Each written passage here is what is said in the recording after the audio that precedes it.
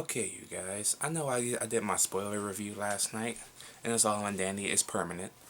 I just want to get more discussions out the way. I still have a lot to talk about Man of Steel, and a lot of stuff I want to address.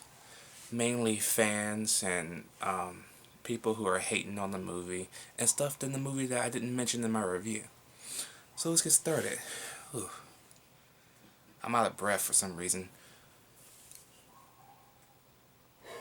Excuse me. So, what we're going to start off with is the hating. People are hating on this movie left and right because it wasn't what they were expecting. What were you expecting? It had everything you complained that Superman Returns didn't have. It had the action. It has a good story. Superman Returns had a good story. It had some decent action, but it was more story driven than anything. Man of Steel is mostly story driven and mostly action. Basically 50-50, like I was hoping it would be. Okay? So basically, you're never these people are never satisfied. You complain Superman Returns. Oh, he didn't have a lot of action. He didn't punch anything. He didn't do this. He didn't do that. Man of Steel comes out. Superman punches like there ain't no tomorrow. Action is left and right. This movie still sucks because it's not what I would wanted. I don't know. That makes no sense to me. People are just fucking stupid. I'm sorry. Not all you that watch my video and probably agree with my review. I haven't answered any comments yet on Man of Steel, but I will. I just want to get this out the way before I answer any comments. So, the product placement that everybody's complaining about. A few weeks ago on YouTube, they had a 13-minute behind the scenes footage showing Man of Steel and how realistic the world would be. The world is realistic enough where Sears, IHOP, and 7-Eleven are in the film. Okay? People complained about that. Why is there so much product placement? Why does he have to crash into 7-Eleven? Why does he have to crash into Sears? If you watch that 13-minute behind the scenes footage, the producers and everybody said they want this to be a realistic environment. They didn't want Superman crashing into a fictitious store, basically a fictional store that nobody even heard of. So crashing into an IHOP, crashing into a Sears, they wanted that reality. Okay, you have to respect what they were trying to do. Okay, they were trying to make it more relatable, and y'all pissing in their bed because I don't know. So, with that, all that bullshit out the way, let's get back to the movie, okay? And the movie, this discussion is going to be crisscross. So, I'm going to start off with the death of Jonathan Kent.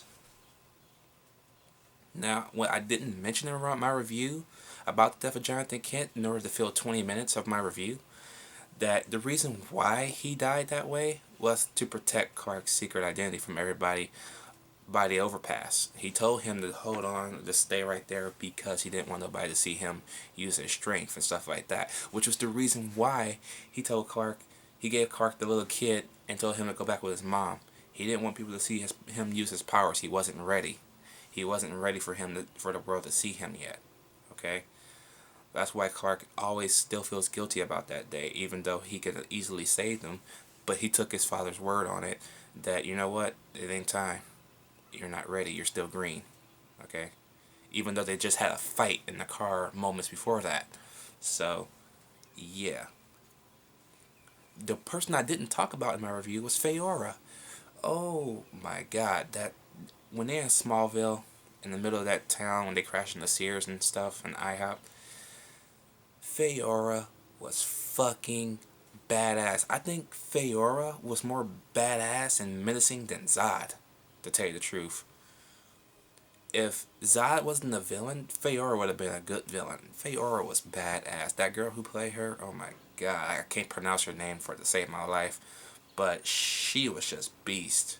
She was like not Kevin Costner, Russell Crowe beast. Okay, I didn't expect Russell Crowe to kick that much ass in the movie, but he did, and she did the exact same thing. She beat humans up. She beat Superman's ass, like all over the fucking place, man. It was just awesome. Okay, she owned this movie. It was basically Fayora's show in the middle of the film, and I loved that shit. You may have Zod, but they made his minions count. They made them count. They wasn't just there to stand in the background and get killed when Superman fights them. They were there to serve a purpose, especially Fayora. She was the queen. I give it to him on that one. That was great. Great stuff. The Easter eggs. There's lots of Easter eggs. Of course, the LexCorp Tower is really seen in this movie, so that's not really an Easter egg. You can blatantly see it. But did anybody notice when they were in space, and Zod and Superman were in space, and Superman and Zod crashed into Wayne Tech's satellite? Anybody else catch that, or was it just me? So, yeah, they are aware that Bruce Wayne is in this world. I'm not sure if it's Nolan's Bruce Wayne or what, but if his satellite is in this world, then that tells you something. He hitches a ride on a LexCorp truck. Lex is in this film, in this series, this universe somewhere, okay. And if they do make and when they do make a sequel, the sequel's been announced a few days ago. I just never made a video on it. I hope. It's kind of hard to see him with a bald head or a bald cap, but he's such a great actor. I can't pass this up. You have to cast Michael Fassbender as Lex Luthor. It's just right there. It's the man know how to play menacing. Okay, have you seen him in fucking X-Men First Class? Have you seen him in fucking Shame? The man knows how to do drama. Okay, and when it comes to the whole city of Metropolis and how it got leveled to the point of no return, oh, Michael Fassbender is perfect for that spot. Really perfect. You don't even have to have him. You don't even have to give him a bald head just yet. You can make it look like he has his. You can have his hair on and make it look like make it a wig, but it's actual hair. Okay. Even if you don't want to go the wig route, just make him bald head. It'll work. You made Timothy Olyphant bald headed and Hitman. He didn't look very. He looked very weird, but he fit the role. You know. And the machine that those two robotic machines, that one that was in the ocean and the other one was over Metropolis, and it was sucking up, like going like this, like a fucking pressure puncher. That reminded me a lot of a microburst. And if you don't know what a microburst is a storm where if you're in an airplane and you're just flying like this, the microburst will pull you up and then pushes you back down. That's exactly what was going on in that city. It was pushing stuff up and pushing it down like a microburst. Just like it did that Delta Airlines flight in the 80s. That airline got caught in the storm and it pushed them up and it pushed them down so far it actually crashed. So that was a real... I was like... As soon as I saw this shit, I'm like, microburst. Awesome. Fucking microburst. Microburst. Yeah, that was pretty fucking sweet. So if you don't know what microburst is, now y'all know. Yeah. There was a gasoline truck too as an Easter egg. I forgot what was on that truck. If y'all seen the movie, let me know what was on that truck that I think Superman jumped over and the truck went and crashed inside behind him. That was awesome. I forgot what it was, but I seen that a little bit, but it was so fast I couldn't really make light of it. But I seen people talking and people were smiling. I looked over and I was like they knew what it was. I'm like, I should have asked them, like, what was that? What was that truck? It was probably a Wayne. I mean, not Wayne Corp. It was probably a Lex truck still. Probably. So I love the little Easter eggs in here. There is no after credit scene, so yeah, that probably because they have all the Easter eggs in there, they didn't really feel the need for an after credit scene. Although even though I don't even think Batman had an after credit scene, to tell you the truth. I don't think so. And that's another problem people are making with this movie. They're comparing it to The Dark Knight Rises, to the original first two Richard Donner Supermans, to Smallville, to the comics. That's why they're hating on the movie so bad, because it doesn't match up to any of that. People, that's why it's called a reboot. Okay, that's why it's called a reboot. It's not supposed to match Dark Knight Rises. It's not supposed to match Superman 1 and 2. It ain't supposed to match the comics. It's going in this realistic tone. Okay, it's going the way Goyer wrote it. Okay, Goyer wrote it this way. It's not based off any comics. It's just based off the comic book characters. Okay? Just like Batman. Y'all didn't bitch and complain when Batman wasn't based off the comics. The only one that was based off the comics most thoroughly was The Dark Knight and Dark Knight Rises. Because The Dark Knight Rises... Batman Begins. Batman Begins was loosely based off year one. Loosely. Dark Knight Rises was based off the Long Halloween, I believe. I think that was it when he got his back broken. The Dark Knight, I think, was just his own thing. But The Dark Knight was his own movie, and y'all fucking love that movie. But when Superman tries to be his own movie, oh, it should stay true to the comics. It should do this. It should do that. Why is Lois Lane in here so early? What do you mean, why is she in here so early? What are you talking about? Lois Lane was always in Superman. She was in Superman 1 and 2 from the very beginning. Did anybody else say that back in the 70s? Why is Lois Lane in here so early? I know she comes in the comics later on, but that's the comics, okay? This is a movie.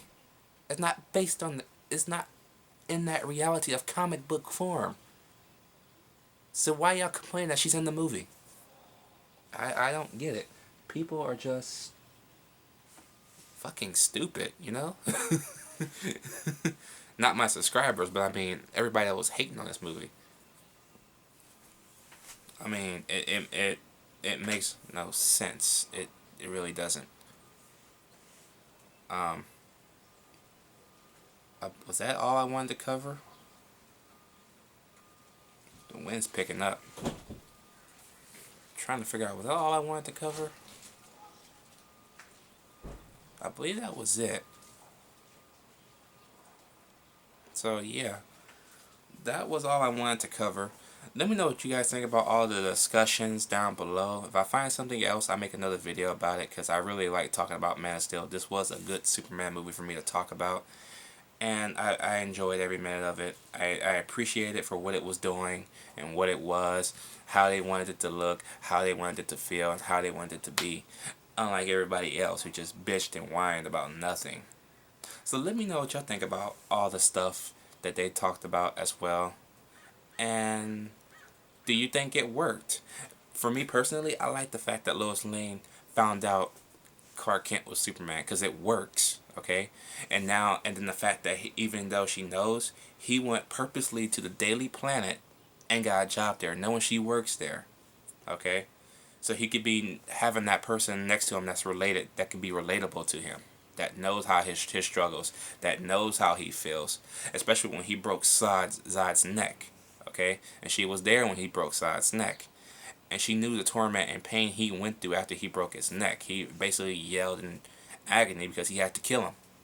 And a lot of people were bitching and complaining, why did Superman kill him? He didn't enjoy it. He literally fell to his fucking knees after he did it. What? People, relax. Go get laid. Get your dick sucked. Your vagina licked, or whatever you're doing. Whoever's complaining, I don't care. Do something. Okay? My God. So yeah, let me know. Catch y'all later.